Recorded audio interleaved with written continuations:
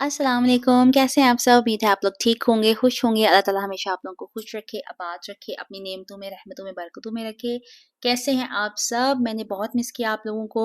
इतने दिन मेरी आप लोगों से बात ही नहीं हुई, व्लॉग भी अपलोड नहीं कर सकी। आप समझ तो गए होंगे कोई मसला होता है तभी मैं जो इस तरह जो है वो इतनी दिन लग जाते हैं अपलोड करने में। एक्चुअली लाइफ में कभी-कभी ऐसे अप्स एंड डाउन्स मोमेंट्स आ जाते हैं जब आपको सिचुएशंस आ जाती हैं, जब आपका पूरा फ़ोकस जो होता है ना वो उसी तरफ हो जाता है और बाकी चीज़ें जो है ना वो रह जाती हैं।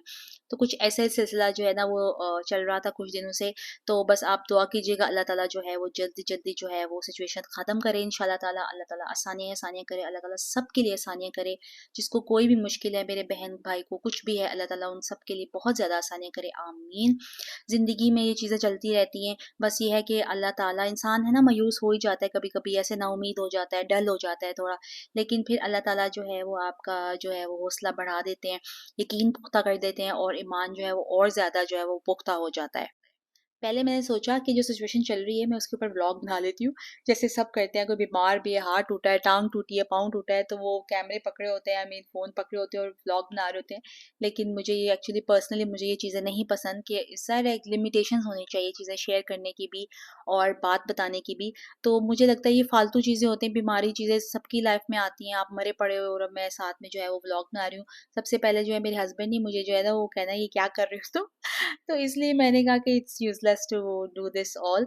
और आप यकीन नहीं करेंगे, यानी कि डर भी लगता है कि इंसान जो अपनी इतनी ज़्यादा पर्सनल चीज़ें और ये सब क्यों दिखा रहा है। मैं अपना घर की चीज़ें दिखाती हूँ, कुकिंग करना करती हूँ, आपके साथ बातें कर लेती हूँ, दिल की बातें कर लेती हूँ थोड़ी बहुत, तो मुझे बड़ा अच्छा लगता है, मेरा वक़्त गुज़र जाता है। और इतनी सारी माशाल्लाह फैमिली जो है अभी हमारी 1000 होने वाली है, अल्लाह का शुक्र है। आप लोगों का बेहद शुक्रिया। अल्लाह ताला हमेशा आप लोगों को खुश रखे, आप लोग हमेशा मेरी दुआओं में रहते हैं, मैं आप लोगों के लिए बहुत ज़्यादा दुआ करती हूँ। मेरा अल्लाह जानता है, अल्लाह गवाह है। और मैं बहुत ज़्यादा खुशी महसूस करती हूँ जब आप लोग के कमेंट्स आते हैं, आप लोग वक़्त निकाल के जो है वो वीडियोज़ देखते हैं। आजकल लाइफ़ इतनी बिज़ी है और उसमें थोड़ा-सा वक़्त निकाल के वीडियो देखना बहुत ज़्यादा जो है ना इट्स रियली रियली एप्रिशिएटिव। बहुत शुक्रिया आप लोगों का। अच्छा, मैंने आपके जैसे मैं आपको बता रही थी ना कि मैं हर चीज़ ज़्यादा शेयर नहीं कर सकती, आप यकीन नहीं करेंगे। कुछ दिन पहले मेरे इंस्टा पे ना ऐसे ही मैं स्क्रॉल कर रही थी, एक रेसिपी ढूँढ रही थी मैं, तो वो एक अचानक ही ना एक वीडियो मेरे सामने आई, उसमें ना वो अस्तगफिरुल्लाह, वो लेडी जो थी वो आई एम श्योर बड़ी वायरल हुई है, देखी होगी सबने।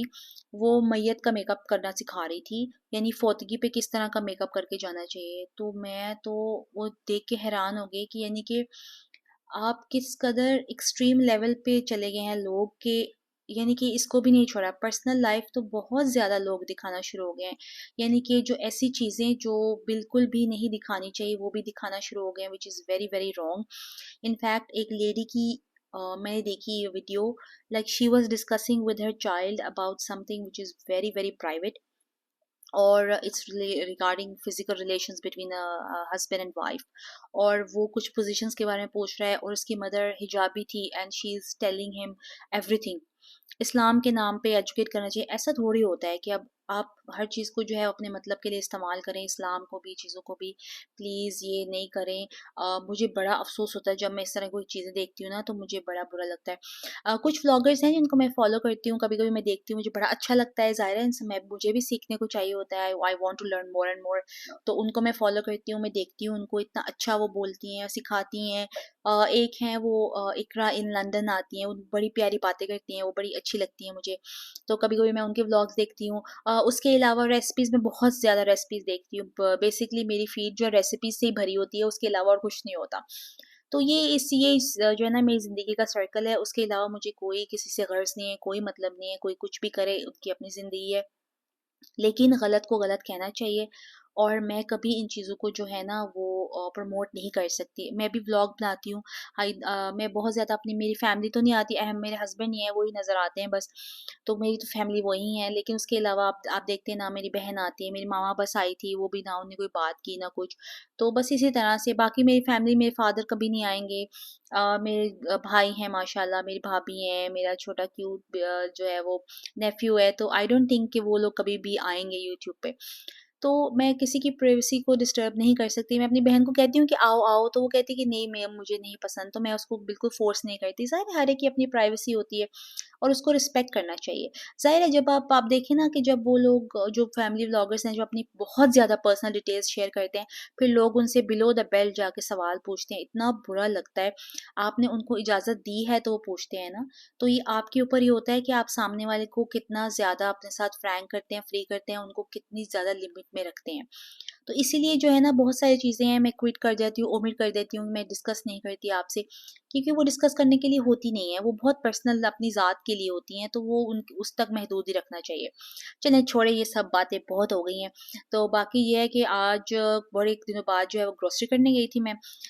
आज जो है ना आपने देखा होगा मैंने बजट के साथ ना मैं पूरा बजट बना के लेके गई थी, मैंने पैसे भी लिखे थे कि इतने की ये चीज़, इतनी ये चीज़, बड़ी अच्छी ऑफर्स लगी हुई थी क्योंकि वो नेस्टो वगैरह की एनिवर्सरी थी और पता नहीं क्या-क्या तो बड़ी ज़बरदस्त उन्होंने सेल लगाई हुई थी। मैंने ज़्यादा चीज़ें तो नहीं लेनी थी, कम चीज़ें लेनी थी लेकिन फिर भी आपको पता है बजट से थोड़ा मैं आउट होती हूँ, हमेशा होती हूँ, वो तो होने ही होने हैं, वो ना हो तो फिर तो क्या ही बात है। तो हालाँकि मैंने बहुत कोशिश की आय कि जो मैंने पैसे बनाए हुए हैं उसी से मैं स्टिक करूँ, लेकिन उससे थोड़े से ज़्यादा हुए थे, बहुत ज़्यादा नहीं हुए थे क्योंकि कुछ जो है वो ज़रूरी चीज़ें जो थी वो ऑफ़र में लगी हुई थी, तो फिर मैंने कहा चलो ये ले लेते हैं। स्टॉक अप हो जाती हैं, वो बार-बार ऑफ़र में नहीं लगती, बहुत कम ऑफ़र में लगती हैं। वॉशरूम वगैरह के लिए हार्पिक वगैरह वो क्लीनर वो ख़त्म हुआ हुआ था मेरा। गिफ्ट मार्केट मेरा चक्कर नहीं लग सका ना, तो वरना मैं वहाँ से ले आती थी। तो काफ़ी टाइम हो गया वहाँ मेरा चक्कर नहीं लगा क्योंकि मुझे कोई चीज़ की ज़रूरत नहीं है, वहाँ मैं जाती हूँ तो मैं बहुत फ़िज़ूल पैसे लगा के आती हूँ। इसलिए मैंने अपने आप को रोका और मैं बिल्कुल भी नहीं जा रही। घर में वैसे भी कोई मुझे चीज़ की ज़रूरत नहीं है, अल्हम्दुलिल्लाह हर चीज़ अवेलेबल है। तो बस ये ग्रोसरी जो है यही करनी थी। बीच में थोड़ा बहुत ज़रा वो आपको पता जैसे मैंने बताया तो इश्यू चल रहा था, तो इस वज़ह से भी मैं ग्रोसरी भी नहीं करने गई। बाकी अल्हम्दुलिल्लाह जो है अब सब कुछ हो गया है, पूरा जो है वो मैंने घर आई थी आके सारा सामान मैंने रखा, उसकी मैंने वीडियो नहीं बनाई, मैंने कहा हमेशा आपको दिखाती हूँ किस तरह मैं ऑर्गेनाइज़ करती हूँ, तो वैसे ही मैंने सब कुछ जो है ना वो समेट के चिकन वगैरह हर चीज़ जो है ना वो रख दी थी। अच्छा मार्केटों वाले इतने चालाक हैं ना, एक दिन एक ऑफ़र लगाते हैं, दूसरे दिन दूसरी ऑफ़र लगाते हैं। एक दिन ये सब्जियों वगैरह पे लगी हुई थी ऑफ़र और चिकन पे नेक्स्ट डे थी और मैंने डेट नहीं पढ़ी ना। फिर मैंने अहमद को बोला, मैंने कहा अहमद आप उस दिन सैटरडे को फिर ऑफ़िस से आते हुए आपने लेके आना है, इस तरह करना है, तो जिस जो डेट होती है ना, अभी जो कई किस ऐसा करते हैं संडे को आलू लगा देते हैं और फ्राइडे को प्याज़ लगा देंगे, सैटरडे यानी कि एक-एक चीज़ लेने के लिए आप बार-बार जाओ। ऐसे अब कौन कितनी बार कोई जाएगा, वो पेट्रोल डालो तो उतने की चीज़ पड़ जाती है। इससे अच्छा फिर नीचे से ले लो। तो इस तरह से ना वो फिर बड़ा ज़्यादा फिर मैं करती हूँ देख के एहतियात करके ना, ऐप डाउनलोड की होती है मैंने अपने फ़ोन में, वहाँ से मैं पहले सर्च करती हूँ सारा कहाँ ऑफ़र ज़्यादा अच्छी है, जो-जो मुझे चीज़ें चाहिए उस हिसाब से ना। तो अल्हम्दुलिल्लाह लेकिन ये है कि ऑफ़र लग जाती है यहाँ पे तो आपकी जो ग्रोसरी है ना उसमें थोड़ी बचत हो ही जाती है। अभी महँगाई बहुत हो गई है इधर भी, चीज़ें बड़ी महँगी हो गई हैं। पहले जो चीज़ 10 की मिलती थी अभी आपको वो 12, 13 या 15 पे मिलती है, ठीक है? ऑफ़र में 10 की वो ख़त्म हो चुकी है। पहले हमेशा ना अंडे जो थे वो 30 अंडे आपको 10 दिरहम के मिल जाते थे आराम से, 10.99 9.99 के भी। अब वही अंडे आपको मिल जाते हैं 14.99 के मिलते हैं, या फिर कभी-कभार बड़ा ही मुश्किल हो तो आपको 12.99 के इस तरह मिल जाते हैं। कई बार तो उनकी क्वालिटी भी अच्छी नहीं होती। मैं तो जितनी बार 2-3 बार वो अंडे लेके आई हूँ, उनकी क्वालिटी इतनी अच्छी नहीं, इतनी ज़्यादा स्मेल आती है। तो अब मैं जो दूसरे अंडे ले आती हूँ, मैं थोड़े ले आती हूँ, लेकिन मैं कहती हूँ चलो ये अच्छे तो होंगे ना, इंसान थोड़ा खा ले लेकिन अच्छा खा ले। वो खराब निकल आए तो फिर फेंकने का क्या फ़ायदा? इतनी महँगी चीज़ें होती हैं, ज़ाया कर होती हैं, तो फिर इतनी तकलीफ़ होती है। ऊपर से अल्लाह भी नाराज़ होता है, तो इस तरह बिल्कुल नहीं करना चाहिए। मैं बहुत कोशिश करती हूँ कि खाना जो है वो कोई बना हो, पका हो या वैसे पड़ा हो तो बिल्कुल ज़ाया ना हो। इसलिए सब्जियाँ जो हैं वो काट के फ्रीज़र में रख देती हूँ। आप देखें ना कितनी महँगाई है। आप मैं वीडियोज़ देखती हूँ ना, जब मैं फ़लस्तीन के लोगों की वीडियो देखती हूँ, गाज़ा में वो लोग किस तरह रह रहे हैं। आटा गूँध-गूँध के रोटियाँ ही बस खा रहे हैं, साथ में कभी आलू फ्राई कर लेते हैं, कभी बैंगन फ्राई कर लेते हैं। ना उनको कोई ना उनके पास कोई सब्ज़ी मुहैया है, ना कुछ है। टेंट में सो रहे हैं और वो इतने यानी कि खुश हैं वो लोग। मैं उनको आप देखिए, कभी उनकी वीडियोज़ देखें आप, उनके चेहरों पे ज़रा मलाल नहीं है, ज़रा वो दुखी नहीं है, वो खुश हैं माशाल्लाह। और हमारे पास इतनी ज़्यादा आसाइशें होती हैं, हम तंदुरुस्त हैं, हमारे पास घर है, रहने को छत है, पहनने को अच्छे कपड़े हैं, खाने को इतना अच्छा खाना है, अपना मनपसंद खाना हम खाते हैं। फिर भी हम नाखुश हैं कि छोटी-सी परेशानी आ जाती है तो हम जो है वो पागल हो जाते हैं कि हाय अब क्या होगा, अब क्या होगा? मैं खुद ऐसी हो जाती हूँ कभी-कभी, बहुत ज़्यादा परेशान हो जाती हूँ। लेकिन फिर मैं अपनी मामा को बताती हूँ, मामा ऐसे है, तो मेरी मामा मुझे इतनी प्यारी तसल्ली देती हैं, तो मुझे लगता है कि बस अब मैंने मामा को बता दिया है ना, तो अब वो परेशानी जो है वो नहीं रहेगी और वो वाक़ई नहीं रहती। आप यकीन करें कि माँ-बाप की दुआओं में इतनी ताकत है, इतना असर है कि वो कोई भी दुआ आपके लिए करते हैं ना, वो कबूल होती है और अगर वो ना भी हो तो उसका नेवल बदल मिल जाता है। और मुझे पूरा यकीन है इस बात पे कि मामा जब मेरे लिए दुआ करती हैं ना और मेरे पापा, तो वो मेरे मसले हल हो जाते हैं, अल्लाह ताला मुझे वो चीज़ भी अता कर देता है और हर चीज़ जो है ना वो बेहतरी की तरफ हो जाती है। आप लोग अपना बहुत सारा ख़्याल रखा करें, अपने लिए बहुत सारी जो है ना वो ज़िक्र किया करें अल्लाह ताला का, परेशान हो, कुछ भी हो सूरह रहमान सुना करें, घर में सूरह बकरा की तिलावत लगाया करें, उससे रिज़्क में बेहद इज़ाफ़ा होता है, सुकून आता है, इत्मीनान मिलता है, खुशी मिलती है। तो ये कुछ छोटे-मोटे स्टेप्स हैं, चीज़ें हैं, वो करने से तो बेहतरी होती है ज़िंदगी में। हमने ज़िंदगी को खुद ही मुश्किल बनाया हुआ है, ज़िंदगी इतनी मुश्किल है नहीं, बस हम परेशान हो जाते हैं और ज़िंदगी को उलझा देते हैं।